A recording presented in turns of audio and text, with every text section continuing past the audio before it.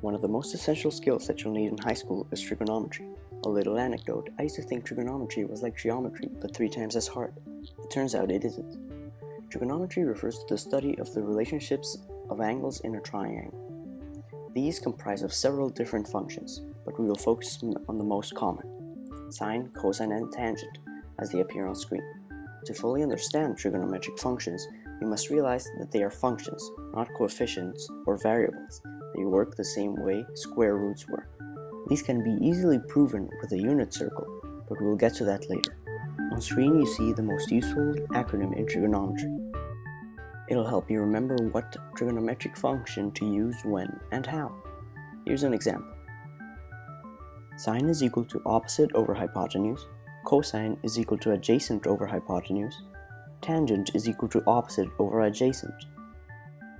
Here we have a standard right angle triangle. I can tell you the sine of theta is equal to 3 over 5, but how do we know the cosine? Refer to SOHCAHTOA. SOHCAH. Cosine of an angle is equal to adjacent over the hypotenuse.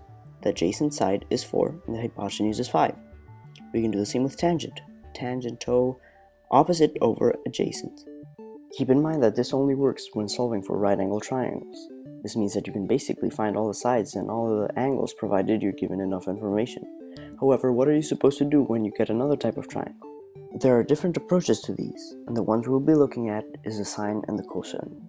Trigonometry is all about relations and ratios. The sine rule states that the ratio between the sine of an angle and the opposite side is equal to the ratio between the sine of another angle and the opposite side. In other words, sine A over A is equal to sine B over B, which is equal to sine C over C. And this works vice versa. In the end, 3 terms are needed to find the 4th one. Here's an example. We have our triangle, our sides, and our angles. We're asked to find C. We know the opposite angle, and we know the pair of B. We have some cross multiplication, some canceling, and we end up with C as our final answer.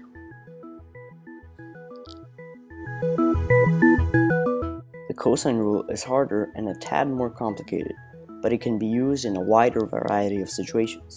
The formula goes like this: a squared is equal to b squared plus c squared minus 2 times bc cosine of a, or the enclosed angle. You can manipulate this formula to produce the desired answer, like a real professional player. Looking for the missing side, solve for a. You only need the remaining sides and the opposite angle. Solving for the angle, you need all sides.